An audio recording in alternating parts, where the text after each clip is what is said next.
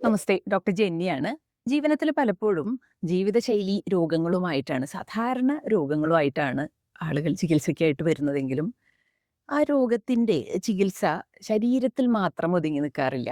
ഒരു കാൽമുട്ട് വേദനയായിട്ട് വരുന്ന ഒരാളാണെങ്കിലും പ്രമേഹ രോഗം ആയിക്കോട്ടെ, ഹൃദ്രോഗം ആയിക്കോട്ടെ, സോറിയാസിസ് ആയിക്കോട്ടെ, മൈഗ്രെയിൻ ആയിക്കോട്ടെ, ഹോർമോണൽ ഡിസ്ഫങ്ഷൻ ആയിക്കോട്ടെ, ഏതൊരു രോഗവുമായിട്ട് ജീവനത്തിൽ ഒരാൾ ചികിത്സയ്ക്ക് വന്നാലും ഇതൊക്കെ ശരീരത്തിൽ കാണുന്ന അല്ലെ ശരീരത്തിൽ ഉണ്ടാവുന്ന രോഗങ്ങളാണ് വാസ്തവത്തിൽ എന്ന് പറയാമെങ്കിലും ചികിത്സയിലല്ല ഇപ്പോഴും ശരീരത്തെ മാത്രമല്ല മൊത്തം ഒരു വ്യക്തിയായിട്ടാണ് നമ്മൾ കണക്കിലെടുക്കാറ്. അതായത് ശരീരത്തോടൊപ്പം തന്നെ മനസ്സിനും കൂടിയ പ്രാധാന്യം കൊടുക്കും.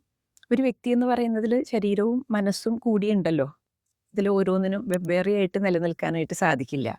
അപ്പോൾ ജീവിത ശൈലി രോഗങ്ങൾ എന്ന് പറയുമ്പോൾ നമ്മുടെ ജീവിതത്തിലെ ശൈലിയിലുണ്ടായിട്ടുള്ള അപാകതകൾ കൊണ്ട് സംഭവിച്ചിട്ടുള്ള പ്രശ്നങ്ങളായിരിക്കുമല്ലോ. അപ്പോൾ ആ ശൈലി മാറാനായിട്ട് അല്ലെ തെറ്റായിട്ടുള്ള രീതിയിൽ നമ്മുടെ ജീവിത രീതി മാറിപ്പോവാൻ കാരണം ശരീരം മാത്രമാവില്ല, മനസ്സും കൂടിയായിരിക്കില്ലേ. അതുകൊണ്ട് ഒരു ജീവിതശൈലി രോഗത്തെ ചികിത്സിക്കുമ്പോൾ എല്ലായ്പ്പോഴും ആ രോഗത്തിൻ്റെ കാരണങ്ങൾ അന്വേഷിച്ച് ശരീരത്തിൽ പരതുന്നതിൻ്റെ ഒപ്പം തന്നെ ചിന്തയുടെ തലത്തിൽ കൂടി ഒന്ന് പരതും. മനസ്സ് ശരീരത്തെ ഒരുപാട് ഇൻഫ്ലുവൻസ് ചെയ്യും എന്നുള്ളത് നമുക്കറിയാം, ശരീരം മനസ്സിനെയും. രോഗത്തിൻ്റെ കാര്യത്തിലും ഇത് തീർച്ചയായിട്ടും ഉണ്ട്.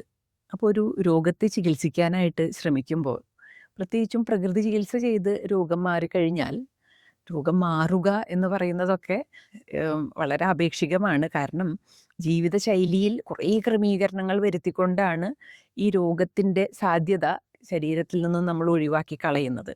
അത് വലിയൊരു പരിധിവരെ സ്വന്തം വ്യക്തിയുടെ എഫേർട്ട് കൊണ്ട് നടക്കും. ഇനി മനസ്സിൻ്റെ തലത്തിലുള്ള ഈ ജീവിതശൈലി രോഗങ്ങൾക്കുള്ള സാധ്യതകളെ കൂടി കണ്ടെത്തി അത് ഒഴിവാക്കേണ്ടതുണ്ട്. വളരെ ശ്രമകരമാണ്. പക്ഷേ അതിനുള്ള ശ്രമം കൂടി നടത്തുന്നു. ഒരുപാട് വ്യക്തികളിൽ ആ ശ്രമം വിജയം കാണുന്നു എന്നുള്ളത് കൊണ്ടാണ് പലതരത്തിലുള്ള ജീവിതശൈലീ രോഗങ്ങളുമായിട്ട് പ്രകൃതി ചികിത്സയിലേക്ക് വരുന്നവർ പിന്നെ ആ രോഗത്തെ കുറിച്ച് മറന്നു. ഇനി അവർക്ക് സ്വാതന്ത്ര്യത്തോടു കൂടിയിട്ട് ജീവിക്കാം.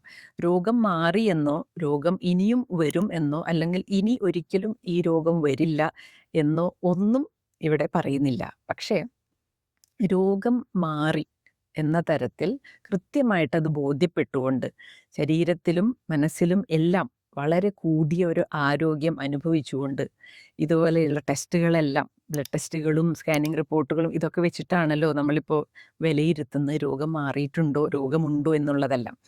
അതിലെല്ലാം നോർമലായി നിന്നുകൊണ്ട് ആരോഗ്യം സ്വയം ഉള്ളിൽ നിന്നും ആസ്വദിച്ചുകൊണ്ട് ഒരാൾക്ക് മുന്നോട്ട് പോകാനായിട്ട് സാധിക്കുന്നുണ്ട്.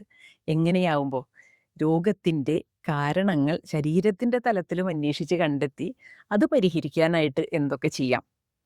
മനസ്സിൻ്റെ തലത്തിൽ രോഗത്തിൻ്റെ കാരണങ്ങൾ അന്വേഷിച്ച് കണ്ടെത്തി മനസ്സിൻ്റെ തലത്തിൽ നിന്നും ഈ പ്രശ്നങ്ങളെ എങ്ങനെ ഇല്ലാതാക്കാം. ഇത് രണ്ടും പഠിക്കുക, പരിശീലിക്കുക എന്നുള്ളത് മാത്രമാണ് വാസ്തവത്തിൽ ജീവനം പോലെയുള്ള പ്രകൃതി ചികിത്സാ ആശുപത്രികളിൽ ചെയ്യുന്നത്. ശരീരം സ്വയം ഭേദമാക്കും എന്ന് പറയുന്ന ഒരു തത്വത്തിൻ്റെ പുറത്താണല്ലോ പ്രകൃതി ചികിത്സ പ്രവർത്തിച്ചുകൊണ്ടിരിക്കുന്നത്.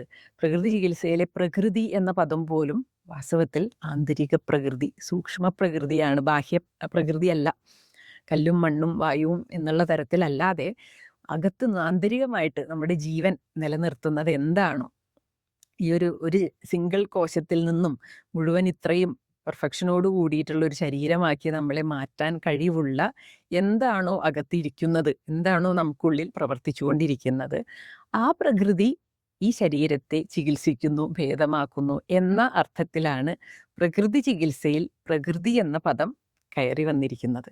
ആ പ്രകൃതിക്ക് ശരീരത്തിന് മനസ്സിന് എല്ലാം സ്വയം പ്രശ്നങ്ങളെ പരിഹരിക്കാനായിട്ടുള്ളൊരു സാധ്യത ഒരുക്കുകയാണ് വാസ്തവത്തിൽ പ്രകൃതി ചികിത്സയിലൂടെ അല്ലെങ്കിൽ പ്രകൃതി ജീവനത്തിലൂടെ ചെയ്യുന്നത്. എങ്ങനെയാണ് ഇത് സാധ്യമാകുന്നത്? രോഗത്തിൻ്റെ സാധ്യതകളെല്ലാം ജീവിതത്തിൽ നിന്നും ഒഴിവാക്കുന്നു. എന്തൊക്കെ കാരണം കൊണ്ടാണ്, അതായത് ജീവിതശൈലി എന്ന് പറയുമ്പോൾ, ജീവിതശൈലി രോഗങ്ങൾ എന്ന് പറയുമ്പോൾ ആ ശൈലിയിലെ തകരാറുകൾ രോഗത്തിന് കാരണമായി. അപ്പോൾ തുടർന്നുള്ള ജീവിതത്തിൽ ആ കാരണങ്ങളെ ജീവിതത്തിൽ നിന്നും മാറ്റി നിർത്തിക്കൊണ്ട് മുന്നോട്ട് പോകുന്നത് എങ്ങനെ എന്നുള്ളതിനെ കുറിച്ചിട്ടുള്ള ഒരു അന്വേഷണം നടത്തുക, ആ കാരണങ്ങളെ ജീവിതത്തിൽ നിന്നും മാറ്റി നിർത്തിക്കൊണ്ട് മുന്നോട്ട് പോവുക. അതാണ് ചികിത്സയ്ക്ക് ശേഷം ഒരാൾ ചെയ്യുന്നത്.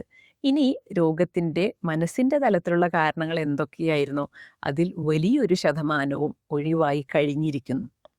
തുടർന്ന് അത്തരത്തിലുള്ള കാരണങ്ങൾ മനസ്സിൻ്റെ തലത്തിൽ രോഗത്തിനുള്ള സാധ്യത, ശരീരത്തിലെ രോഗത്തിനുള്ള സാധ്യതകൾ മനസ്സിനുള്ളിൽ രൂപപ്പെടുന്നത് ഏതൊക്കെ വിധത്തിലാവാം, എങ്ങനെയൊക്കെ അതിനെ ജീവിതത്തിൽ നിന്നും ഒഴിവാക്കാം, മനസ്സിൻ്റെ തലത്തിൽ നിന്നുകൂടി എങ്ങനെ ഒഴിവാക്കാം, ഈ 2 കാര്യങ്ങളും ജീവനത്തിൽ വെച്ച് അല്ലെങ്കിൽ പ്രകൃതി ചികിത്സാലയങ്ങളിൽ വെച്ച് പഠിക്കുന്നു, പരിശീലിക്കുന്നു, തുടർന്ന് ജീവിതത്തിൽ അതിങ്ങനെ പിന്തുടർന്നുകൊണ്ടേയിരിക്കുന്നു.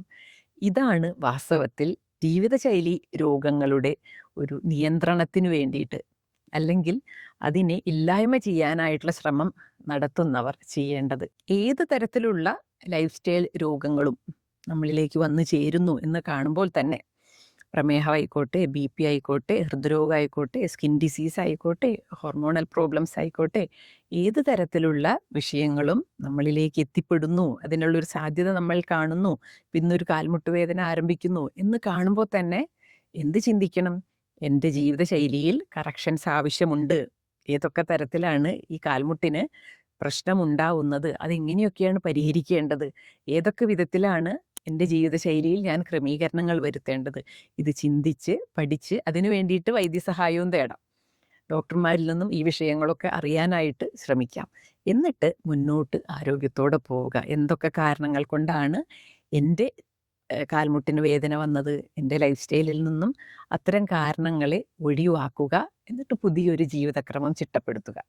ഇങ്ങനെ തുടക്കം മുതൽ തന്നെ ഓരോ പ്രശ്നങ്ങളെയും ജീവിതചര്യയിലെ ക്രമീകരണം കൊണ്ട് പരിഹരിക്കാനായിട്ടുള്ള ഒരു ശ്രമം നടത്തുകയാണെങ്കിൽ ഒരുപാട് ജീവിതശൈലി രോഗങ്ങളെ നമുക്ക് അകറ്റി നിർത്താം. ഈ ഒരു വിഷയമാണ് ഇന്ന് പറയാനായിട്ട് ആഗ്രഹിച്ചത്. സന്തോഷമായിട്ടിരിക്കുക, ആരോഗ്യമായിട്ട്. Thank U.